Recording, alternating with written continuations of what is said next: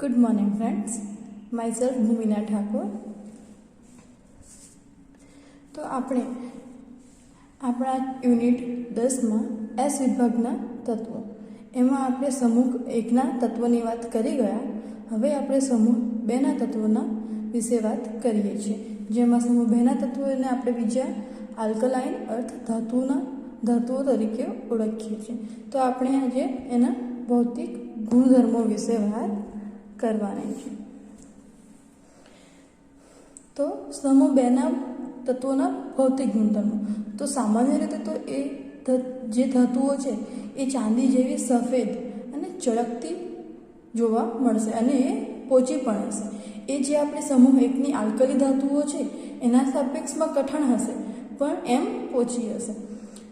જ્યારે આપણે આપણા સમૂહ 2ના તત્વમાં બેરિલિયમ એટલે કે Be અને Mg એટલે કે મેગ્નેશિયમ એ કંઈક અંશે રાખોડી કલરની જોવા મળશે આપણને. હવે આપણે વાત કરીએ એના ગલનબિંદુ અને ઉત્કલન બિંદુની. તો ગલનબિંદુ અને ઉત્કલન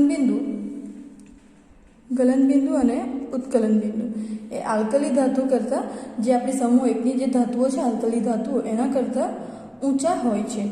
આ એક એની અનિયમિત વર્તણૂક છે. આ નિયમિત રીતે આપણને આવી રીતે જોવા મળતા ઉત્કલન બિંદુઓ ઊંચા જોવા મળતા નથી. તો એ સ્વભાવે પણ પ્રબળ વિદ્યુત ધનમય હોય છે.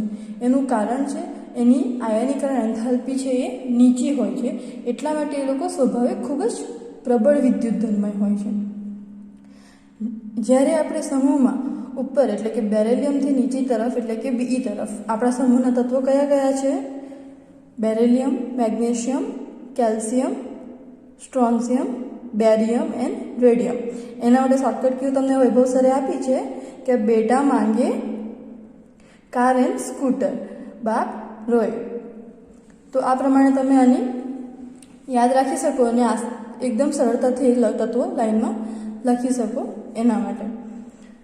તો જ્યારે પણ આપણે સમૂહમાં ઉપરથી નીચે તરફ એટલે કે બેરિલિયમથી બેરિયમ તરફ જઈશું તો આપણને જોવા મળશે કે એનું જે વિદ્યુત ધનમય તત્વ જે છે એ વીજભાર જે છે એ વીજભાર વધતો જશે નીચે તરફ આવતા. હવે આપણે વાત કરીએ જ્યોત કસોટી. જ્યોત કસોટીમાં આપણે જાણીએ છીએ કે અલગ અલગ તત્વો આપણને અલગ અલગ જ્યોત આપે છે જ્યારે પણ આપણે એને સળગાવીએ ત્યારે. તો આપણે જો કેલ્શિયમ તત્વ હશે તો કેલ્શિયમ આપણને લાલ રંગ આપશે. કેલ્શિયમ હશે તો લાલ રંગ, સ્ટ્રોન્શિયમ હશે તો કિરમજી લાલ, એને આપણે ઇંગ્લિશમાં ક્રિમ્સન રેડ કલર કહીએ છીએ. અને બેરિયમ એ આછા લીલા રંગની આપણને જ્યોત એટલે કે ફ્લેમ આપશે. જ્યારે પણ આપણે આવા તત્વોને ફ્લેમ એટલે કે જ્યોતમાં મૂકીશું તો આપણને એ ફ્લેમ આ કલરની જોવા મળશે. હવે જ્યોત કસોટીમાં જ્યોત કેવી રીતે દેખાય છે, તત્વો કેવી રીતના આપે છે, એટલે જ્યારે પણ આપણે જ્યોતનીમાં તત્વો મૂકીએ, તત્વને સળગાવીએ ત્યારે જે તત્વની બાહ્યતમ કક્ષા જે છે એમાં જે ઇલેક્ટ્રોન છે તે ઉત્તેજિત થશે અને તેને ઊંચા શક્તિ સ્તરમાં તે ઇલેક્ટ્રોન પ્રવેશશે અને ત્યારબાદ તે પાછું એની ધરા સ્થિતિમાં એટલે જ્યાં હતો એની ધરા સ્થિતિ એટલે એની ઇલેક્ટ્રોનનું શક્તિ સ્તર જ્યાં હતું ત્યાં પાછું આવશે. તે સમયે આપણને આ દ્રશ્ય પ્રકાશ રૂપે અલગ અલગ કલર જોવા મળશે. હવે વાત કરીએ આપણે Be અને Mg. આપણે જોયું કે આપણા સમૂહના જે નીચેના તત્વો છે કેલ્શિયમ, સ્ટ્રોન્શિયમ અને બેરિયમ એ આપણને અલગ અલગ જ્યોત આપે છે. પણ જ્યારે આપણે સમૂહમાં ઉપરના તત્વ એટલે કે બેરિલિયમ અને મેગ્નેશિયમની વાત કરીશું તો એના ઇલેક્ટ્રોન એટલા પ્રબળ રીતે એકબીજા સાથે જોડાયેલા છે કે એ આપણને જ્યોતમાં સરળતાથી ઉત્તેજિત થતા નથી અને કોઈ રંગ દર્શાવી શકતા નથી. એનો મતલબ એ કે આપણે જે જ્યોત દ્વારા એની એનર્જી આપીએ છીએ આપણે તત્વને જે સળગાવી પણ ત્યાંથી એને એટલી એનર્જી મળતી નથી કે જેનાથી એના ઇલેક્ટ્રોન ઉત્તેજિત થઈ શકે, એટલા માટે કોઈ પણ કલર દર્શાવતા નથી. હવે આપણે વાત કરીએ જે આપણા તત્વો છે ફ્લેમ ટેસ્ટ આપે છે આપણને કેલ્શિયમ, સ્ટ્રોન્શિયમ અને બેરિયમ. ફ્લેમ ટેસ્ટ એટલે કે જ્યોત કસોટી. એ જ્યોત કસોટી આપે છે તો એ જ્યારે પણ આપણે ગુણાત્મક કસોટી કરવી હોય, આપણે જાણવું હોય કે કયો તત્વો પ્રેઝન્ટ છે, કયો તત્વો છે આપણા કમ્પાઉન્ડમાં સંયોજન આપણી પર જે પડ્યા છે એમાં, તો એ માટે આપણે એને જ્યોત કસોટી કરવામાં આવે છે. જ્યારે આપણે કેલ્શિયમની વાત કરીએ તો જ્યારે એનું જથ્થામાં પણ પૃથ્થકરણ કરવાનું હોય, આપણે મોટા પાયાનું અલગ કરવાનું હોય કેલ્શિયમને, ત્યારે પણ આપણે જ્યોત પ્રકાશ મિતિ દ્વારા જ કરવામાં આવે છે. ને આ જે સમૂહ 2ના તત્વો છે એની એક ખાસ લાક્ષણિકતા એ છે કે એઓ ઊંચી વિદ્યુત અને ઉષ્મીય વાહકતા ધરાવે છે. ઊંચી વિદ્યુત અને ઉષ્મીય વાહકતા ધરાવે છે. આ જે સમૂહ 1ના તત્વો પણ આ લાક્ષણિકતા ધરાવે છે. એટલે સમૂહ 1 અને સમૂહ 2માં એક સામ્યતા જોવા મળશે આપણને. હવે આપણે વાત કરીશું આપણા સમૂહ 2ના જે તત્વો છે એના રાસાયણિક ગુણધર્મ વિશે. તો આપણે જે રાસાયણિક ગુણધર્મો છે એમાં આપણે જોવાનું છે એની પ્રતિક્રિયાત્મકતા, એની કેમિકલ રિએક્ટિવિટી, કે એ કઈ વસ્તુ સાથે કેવી રીતે રિએક્ટ કરે છે. તેમાં આપણે સૌ પ્રથમ જોઈશું હવા અને પાણી પ્રત્યેની પ્રતિક્રિયાત્મકતા. આપણે જોઈશું કે જ્યારે પણ આજે આપણા સમૂહના પ્રથમ તત્વો છે બેરિલિયમ અને મેગ્નેશિયમ, એ ઓક્સિજન અને પાણી, O એટલે ઓક્સિજન અને H2O એટલે પાણી પ્રત્યે નિષ્ક્રિય છે. કારણ કે તેઓ એમની સપાટીની પર ઓક્સાઇડનું પાતળું સ્તર બનાવે છે. એટલે જ્યારે પણ આપણે બેરિલિયમ અને મેગ્નેશિયમને હવામાં ખુલ્લો મૂકીશું તો એ ટાઈમે એની આજુબાજુ એક પાતળું સ્તર ઓક્સાઇડનું બની જશે. બેરિલિયમ છે તો BeOનું બની જશે. એટલે એની અંદર ફર્ધર બીજા કોઈ ઓક્સિજનને જોડાઈને એનું ઓક્સાઇડ બનાવવા દેશે નહીં, એની સાથે પ્રક્રિયા કરવા દેશે નહીં. એટલે એક સ્તર બની જશે. એટલા માટે એ પછી કોઈ પણ પ્રતિક્રિયા આપતું નથી. જ્યારે આપણે બી એટલે કે બેરિલિયમ અને મેગ્નેશિયમ એ પાવડર હોય, આપણે પાવડર કરીને લઈશું તો તે ટાઈમે આપણને એને જો સળગાવીશું તો એ તેજસ્વી પ્રકાશના સ્વરૂપમાં સળગતો જોવા મળશે. અને આપણને સળગીને શું મળશે? આપણને બેરિલિયમ ઓક્સાઇડ, એને આપણે સૂત્ર છે BeO, એને કહીશું બેરિલિયમ ઓક્સાઇડ. અને હવામાં જ્યારે સળગશે તો હવામાં બીજું ખાલી ઓક્સિજન તો હોય નહીં, નાઇટ્રોજન ને બીજા વાયુઓ પણ હશે. તો બીજી કમ્પાઉન્ડનું સંયોજન બનાવશે એ Be3N2 એટલે કે બેરિલિયમ નાઇટ્રાઇડ.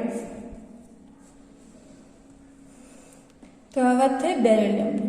તો જ્યારે આપણે બેરિલિયમ સિવાય મેગ્નેશિયમને જ્યારે આપણે સળગાવીશું તો એ આપણને ઝઘારા મારતા પ્રકાશ સાથે સળગશે. અને એ પણ સેમ બેરિલિયમ અને ઓક્સાઇડ અને નાઇટ્રાઇડ બનાવશે. શું કહેવાશે એને? મેગ્નેશિયમ ઓક્સાઇડ અને મેગ્નેશિયમ નાઇટ્રાઇડ, Mg3N2, એને કહેવાશે મેગ્નેશિયમ નાઇટ્રાઇડ. હવે પછીના જે સમૂહના બીજા તત્વો છે આપણા બેરિયમ, સ્ટ્રોન્શિયમ અને કેલ્શિયમ, એ તરત જ હવા સાથે પ્રક્રિયા કરશે. ત્વરાથી એવો શબ્દ આપ્યો છે, એનો મતલબ થાય તરત જ પ્રક્રિયા કરી ઓક્સાઇડ અને નાઇટ્રાઇડ આપે છે. હવે વાત કરીશું આપણે હવા પ્રત્યેની પ્રતિક્રિયાની વાત થઈ ગઈ. હવે વાત કરીશું પાણી સાથેની પ્રતિક્રિયા. તો પાણી સાથે વધુ તીવ્રતાથી પ્રક્રિયા કરશે અને હાઇડ્રોક્સાઇડ બનાવશે. એવું નથી કે આપણે પાણીમાં નાખીશું અને એને ગરમ કરશું તો જ પ્રતિક્રિયા આપશે. એ ઠંડુ પાણી હશે તેની સાથે પણ પ્રક્રિયા કરશે. એ ઠંડા પાણી સાથે પ્રક્રિયા કરીને પણ હાઇડ્રોક્સાઇડ બનાવશે. કયા હાઇડ્રોક્સાઇડ આવશે? જે આપણા છેલ્લા 3 તત્વો છે એ બેરિલિયમ હાઇડ્રોક્સાઇડ એટલે કે BaOH ટ્વાઇસ,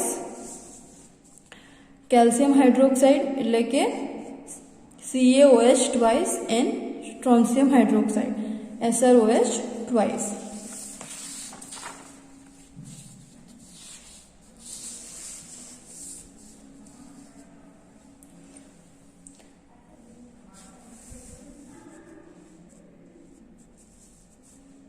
તો હવે આપણે વાત કરીએ હેલોજન પ્રત્યેની પ્રતિક્રિયાત્મકતા. તો જ્યારે પણ આવા જે ધાતુ તત્વો છે આપણા સમૂહ 2 ના ધાતુ તત્વો, તો એ જ્યારે પણ પ્રક્રિયા કરશે હેલોજન સાથે તો એ આપણને એ ધાતુના હેલાઇડ આપશે. અહીંયા આપણે પ્રક્રિયામાં જોઈશું M+X2 ઇટ ગિવ્સ MX2. તો M શું છે? M છે આપણા સમૂહના બધા તત્વો, ધાતુ તત્વો જે છે એ બધા એમથી અહીંયા દર્શાવવામાં આવ્યા છે. Beryllium, magnesium, calcium, strontium, barium. અને X આપણને ખબર છે કે X એ હેલોજન સમૂહને પ્રેઝન્ટ કરે છે. તો X શું છે? Fluorine, chlorine, bromine, iodine.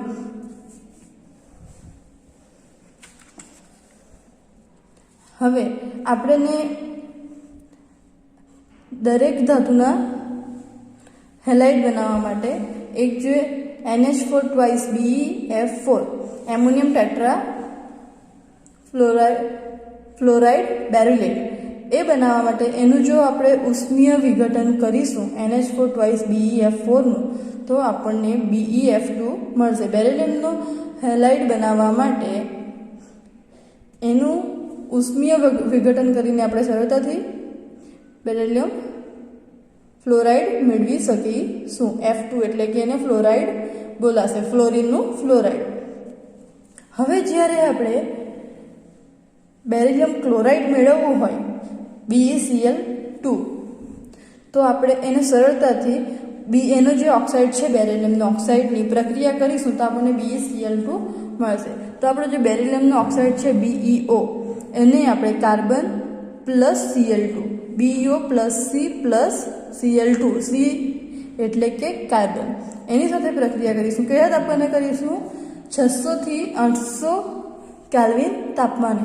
તો આપણને મળશે BeCl2 પ્લસ C અને O એ અલગ બનશે. એનું નામ છે કાર્બન મોનોક્સાઇડ.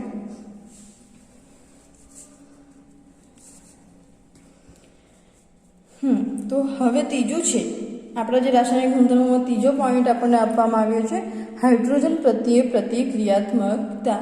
તો હાઇડ્રોજનની હાજરીમાં આપણે જ્યારે હાઇડ્રોજન સાથે પ્રક્રિયા કરાવીશું તો આપણને એના હાઇડ્રાઇડ બનશે. જ્યારે પણ ગરમીની હાજરીમાં આપણે હાઇડ્રોજન સાથે પ્રક્રિયા કરાવીશું તો જે આપણા સમૂહના બીજા તત્વો છે, પહેલું બેરિલિયમ એ અપવાદરૂપ સાઈડ પર રાખવાનું, એ એના સમૂહના બીજા તત્વો કરતાં અલગ વર્તણૂક દર્શાવે છે. એટલા માટે એના સિવાયના જે બીજા તત્વો છે મેગ્નેશિયમ, કેલ્શિયમ, સ્ટ્રોન્શિયમ, બેરિલિયમ, એ બધા આપણને magnesium hydride MgH2, calcium hydride CaH2, strontium hydride SrH2, BaH2 એટલે કે બેરિયમ હાઇડ્રાઇડ, એ દરેક આપણને ગરમીની હાજરીમાં આવી રીતે હાઇડ્રાઇડ આપણને એ ધાતુ તત્વોના હાઇડ્રાઇડ આપશે. હવે આપણે વાત કરવાની છે બેરિલિયમની. તો બેરિલિયમનો હાઇડ્રાઇડ મેળવવા માટે આપણે શું કરવું પડશે? આપણું જે બેરિલિયમ ક્લોરાઇડ હશે એને આપણે રિડક્શન કરતા BeCl2 ને આપણે જ્યારે પણ LiAlH4 એટલે કે એનું નામ છે લિથિયમ એલ્યુમિનિયમ હાઇડ્રાઇડ, જ્યારે પણ લિથિયમ એલ્યુમિનિયમ હાઇડ્રાઇડ સાથે પ્રક્રિયા કરાવીશું તો આપણને મળશે BeH2 પ્લસ LiCl એન્ડ લાસ્ટમાં AlCl3. અને આ LiAlH4 નું નામ યાદ રાખવાનું છે, લિથિયમ એલ્યુમિનિયમ હાઇડ્રાઇડ.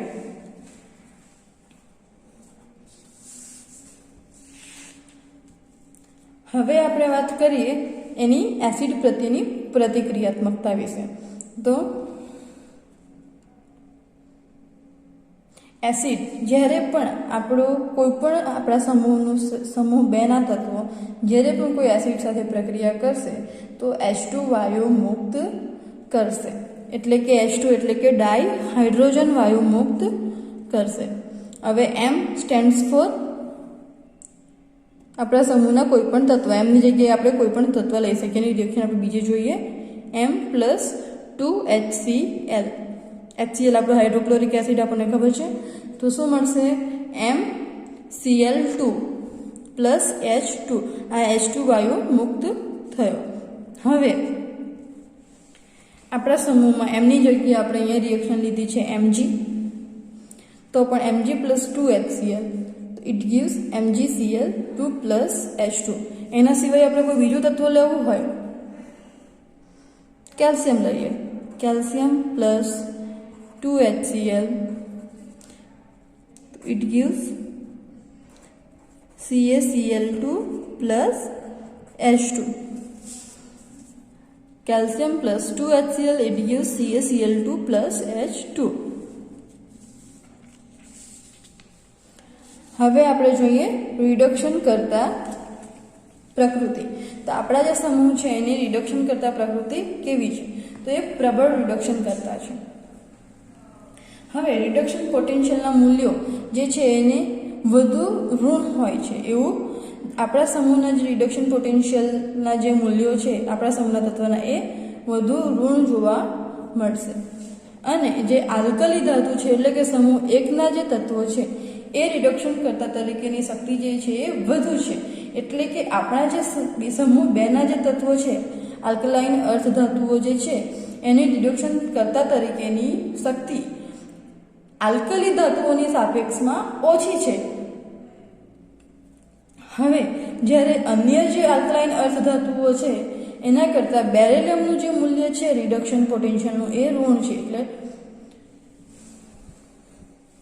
હવે આપણે જોઈશું કે આ જે રિડક્શન કરતાનો જે સ્વભાવ છે એ શાના કારણે છે? તો જ્યારે વધારે જલ્યકરણની એન્થાલ્પી અને ધાતુ પરમાણ્વીયકરણ એન્થાલ્પીના ઊંચા મૂલ્યને કારણે એનો જે સ્વભાવ રિડક્શન કરતાનો સ્વભાવ છે આપણા સમૂહના દરેક તત્વોના ધાતુએ પરમાણ્વીયકરણની એન્થાલ્પીનું મૂલ્ય ખૂબ ઊંચું હોય છે અને જલ્યકરણની એન્થાલ્પીનું પણ મૂલ્ય વધારે હોય છે. એના કારણે એનો સ્વભાવ રિડક્શન કરતા તરીકેનો જોવા મળે છે. તો હવે છે પ્રવાહી એમોનિયાનું દ્રાવણમાં. તો આપણે જ્યારે સમૂહ એકના તત્વોની વાત કરી એના જેવું જ છે. સમૂહ એકના તત્વોમાં પણ આપણને એમોનિયાયુક્ત દ્રાવણ ઘેરા વાદળી કલરનું જ મળતું હતું. જે આપણું આયનીય દ્રાવણ બનશે એ ઘેરું વાદળી દ્રાવણ મળશે. પણ હવે આપણે જોઈએ કે આલ્કલી અને આલ્કલાઇન અર્ધ ધાતુ જે છે એ પ્રવાહી એમોનિયામાં ઓગળે છે. બંને જ પ્રવાહી એમોનિયામાં ઓગળે છે અને એ એમોનિયા યુક્ત દ્રાવણ બનાવીને આપણને ઘેરું વાદળી દ્રાવણ આપે છે. હવે વાત કરીએ આ પ્રક્રિયા તરફ પરથી સમજીએ કે આપણે આ પ્રવાહી એમોનિયામાં કેવી રીતે થાય છે. તો એમ ઇઝ ઇક્વલ ટુ આપણા તત્વો કયા કયા છે? Beryllium, magnesium, calcium, strontium, barium. આ આપણે નથી લખતા, આપણે આ પાંચની જોઈએ છે. મેગ્નેશિયમ એમની જગ્યાએ કોઈ પણ આ ધાતુ તત્વ હોઈ શકે. પ્લસ NH3, આ XI પછી સમજાવું શું છે. M પ્લસ NH3 સાથે પ્રક્રિયા કરશે તો M છે એ M+2 આયન મુક્ત કરશે, આયન બનાવશે M+2 અને 2 ઇલેક્ટ્રોન ગુમાવશે અને M+2 આયન બનશે. હવે અમુક NH3ના જે મોલ છે એ M+1+2 આયન સાથે જોડાશે એટલે NH3X અને અમુક NH3ના જે મોલ છે એ આપણના 2 જે ઇલેક્ટ્રોન છૂટા પડે છે એની સાથે જોડાશે એટલે કે Y, X અને Y. કારણ કે આ જે NH3 છે એ 2 પાર્ટમાં ડિવાઈડ થશે. થોડા જે મોલ હશે તે જે આપણો ધન આયન બને છે એની સાથે જોડાશે અને બીજા જે ઇલેક્ટ્રોન દૂર થાય છે તેની સાથે જોડાશે એટલે X અને Y. એટલા માટે અહીંયા રિએક્શનમાં અહીંયા X પ્લસ Y લખવામાં આવ્યું છે. એટલે આ સમજૂતી માટે છે. એટલે જ્યારે આપણે આયન ફોર્મમાં લખવું હોય આપણી રિએક્શન તો આ સ્ટેપ નહીં લખશો, ડાયરેક્ટ આ પ્રક્રિયક લખીને નિપજ લખીશું MNH3X આખું કોમ્પ્લેક્સનો +2 ચાર્જ પ્લસ 2 ઇલેક્ટ્રોન NH3Y આખા કોમ્પ્લેક્સનો -ચાર્જ. સમજાયું? તો હવે જ્યારે આપણે જ્યારે પણ આવા કોઈ એમોનિયામાં દ્રાવણ બનાવીશું તો આપણને એમોનિયાયુક્ત એમની જગ્યાએ કોઈ પણ તત્વો હોઈ શકે, ધાતુ તત્વો હોઈ શકે એમ ને NH3ના જે છે 6 મોલ +2 આયન મળશે. એટલે જે આપણું ધન આયન આપણને મળે છે MNH3 6 +2 આયન મેળવી શકાશે. તો હવે વાત કરીશું એના ઉપયોગોની.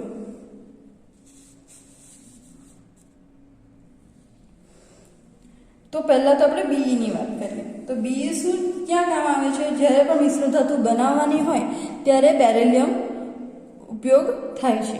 અને જ્યારે વધારે મજબૂતાઈ ધરાવતી સ્પ્રિંગ બનાવવા માટે પણ બેરિલિયમ વપરાય છે. પછી બીજું, એક્સ કિરણોની જે ટ્યુબની બારી હોય છે, એક્સ કિરણો એટલે આપણે જે એક્સરેઝના કરાવીએ ને રિપોર્ટ્સ, એના માટે પણ જે ટ્યુબની બારી હોય છે એની બનાવટમાં પણ બેરિલિયમનો ઉપયોગ થાય છે. હવે વાત કરીશું મેગ્નેશિયમની. તો પહેલાં તો મેગ્નેશિયમ આપણને કઈ કઈ બીજી ધાતુ સાથે મિશ્ર ધાતુ આપે છે? એલ્યુમિનિયમ એટલે કે Al, Zn એટલે કે ઝિંક, Mn એટલે કે મેંગેનીઝ, ટીન એટલે કે એનું Sn, એ બધા જ સાથે આપણને મિશ્ર ધાતુ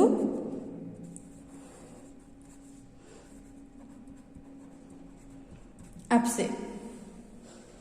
હવે આપણે વાત કરીશું, જ્યારે પણ આપણે મેગ્નેશિયમ એલ્યુમિનિયમની મિશ્ર ધાતુ વપરાતી, એ જે મેગ્નેશિયમ એલ્યુમિનિયમની જે મિશ્ર ધાતુ છે એ વજનમાં ખૂબ જ હલકી હોય છે. એટલા માટે જ્યારે આપણે હવાઈ જહાજોની બનાવટમાં આ મિશ્ર ધાતુનો ઉપયોગ થાય છે. એટલે પૂછવામાં આવે કે હવાઈ જહાજોની બનાવટમાં કઈ મિશ્ર ધાતુ વપરાય છે? તો આપણે શું લખવાનું આવશે? મેગ્નેશિયમ એલ્યુમિનિયમની મિશ્ર ધાતુ. એનું કારણ કે એ વજનમાં હલકી છે. હવે આપણે જોઈશું કે આ મેગ્નેશિયમનો ઉપયોગ ક્યાં થાય છે? ફ્લેશ પાવડરમાં, બલ્બમાં, ઇન્સાઇડરી બોમ્બ એન્ડ સિગ્નલ્સમાં. સિગ્નલ્સમાં આપણે Mgનો ઉપયોગ કરીએ છીએ. હવે છે મેગ્નેશિયમ હાઇડ્રોક્સાઇડ MgOH નું આપણને જે પાણીમાં નિલંબન કરવામાં આવે છે એને આપણે ઓળખીએ છીએ મિલ્ક ઓફ મેગ્નેશિયા તરીકે ઓળખવામાં આવે છે. મેગ્નેશિયમ હાઇડ્રોક્સાઇડના પાણીમાં નિલંબન, એને આપણે વ્હાઇટ કલરનું જે દ્રાવણ મળશે એને આપણે મિલ્ક ઓફ મેગ્નેશિયા તરીકે ઓળખાય છે. તો એ ક્યાં કામ આવે છે? આપણી જે કહીએ છીએ ને એસિડિટીની દવાઓ, એમાં એન્ટાએસિડ તરીકે યુઝ થાય છે. એન્ટાસિડ તરીકે યુઝ થાય છે. હવે આ જે મેગ્નેશિયમના કાર્બોનેટ છે, મેગ્નેશિયમના MgCO3 મેગ્નેશિયમ, એ પણ એક ટૂથપેસ્ટમાં એક ઘટક તરીકે વપરાય તો જોવા મળે છે. હવે છે આ જે ધાતુઓ, હવે એવી જે ધાતુઓ જેના ઓક્સાઇડ હોય પણ આપણે એને કાર્બન વડે રિએક્શન કરીને પ્યોર ફોર્મમાં નહીં, એકદમ ચોખ્ખું ધાતુ તરીકે નહીં મેળવી શકીએ, તો તેવા સમયે આપણે કેલ્શિયમનો ઉપયોગ કરવામાં આવે છે. એવા સમયે આ કેલ્શિયમ ધાતુનો ઉપયોગ કરીને એને ઓક્સાઇડમાંથી મેળવવામાં આવે છે. અને હવે આ છેલ્લું કે જ્યારે રેડિયમ ક્ષારોની ઉપયોગ રેડિયો ચિકિત્સામાં, એટલે કે રેડિયમના જે ક્ષારો હોય છે એનો ઉપયોગ આપણે રેડિયો ચિકિત્સક, એટલે તમે ઉદાહરણ આપ્યું છે કેન્સરની સારવારમાં.